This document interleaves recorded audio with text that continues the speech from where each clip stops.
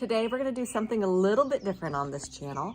We are going to go hunt some golden oyster mushrooms in the woods and get those freeze dried. So stick with me and we'll get out in those woods and find those yummy mushrooms.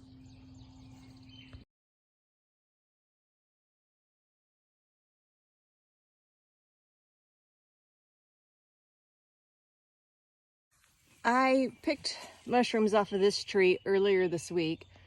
The ones up high, I would need a ladder to get to. They're probably still okay to pick, but the ones down here lower for the most part, except for this one little group down here, and maybe this group here, are really past their prime. So I might pick this group and the small group, but we have lots more trees in these woods with oysters on them, so I'm gonna keep moving on. We have to go find more mushrooms. Let's go find more mushrooms. This little tree, maybe that bunch is ready. The other two up here could probably stay, but I think I'm gonna go ahead and get those picked today. And I'm probably gonna pick this bunch. And some of those over there I'm gonna leave for another day or two. They're still pretty small. That's pretty small yet. There's some more babies here, and there's some way down there that I think I'm gonna be picking today. So let's go ahead and get those picked. This bunch right here is about the perfect size for picking. The ones over here are still a little bit small, so I might leave those. These grow really fast, so if I leave these for a day, they'll be here. If I leave them for more than a day or two, they're gonna be gone. They'll be too far gone and not good for picking. So it is important that you pick them at about the right stages.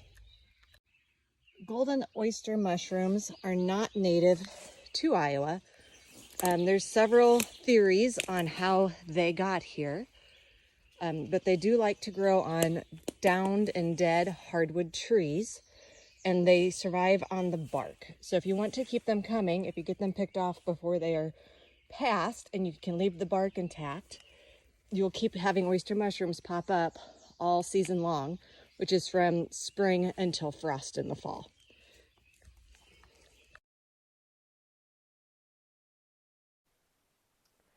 So I've gone ahead and soaked my mushrooms and cut them off of the big glob they all grow on, the stem, whatever you want to call it, and I've got them down to just mushrooms.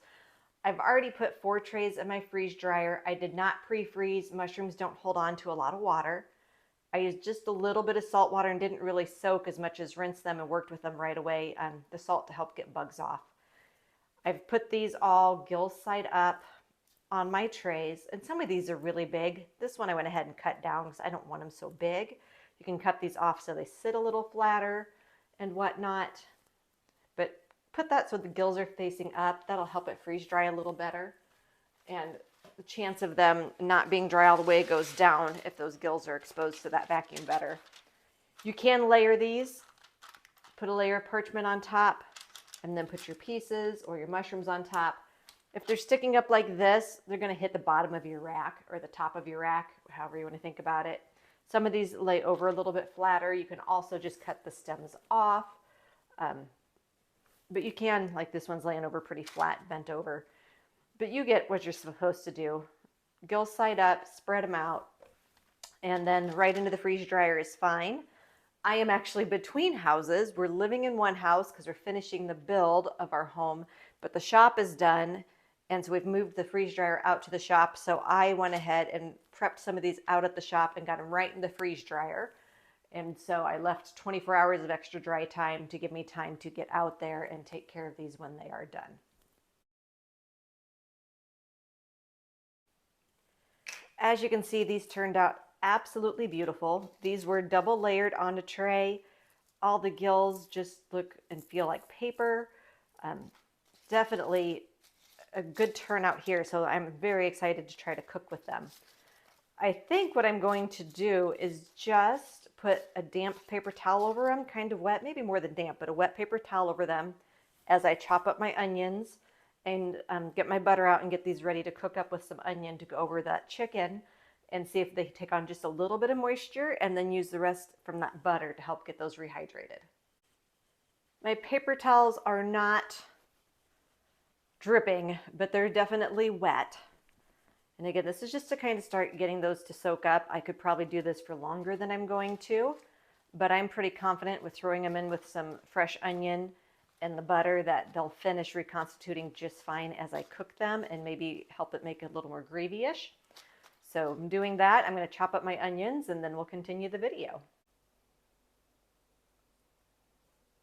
I'm adding 2 tablespoons of butter to my pan and getting that melted, but I also added a little bit of olive oil to help keep the butter from burning in the pan. It just kind of changes that a little bit and you can cook at a little higher heat that way. As soon as my butter's melted, I'm going to add my green top onions and let them cook for a minute or two before I add the mushrooms in.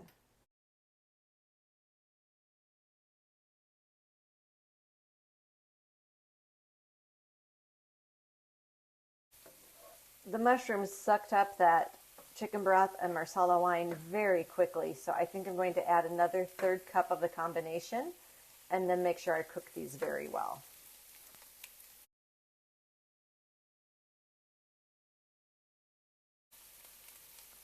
I wish there were such thing as smell-o-vision. These smell so good right now. They are going to be absolutely fabulous. I can't wait to add them to my chicken marsala this evening.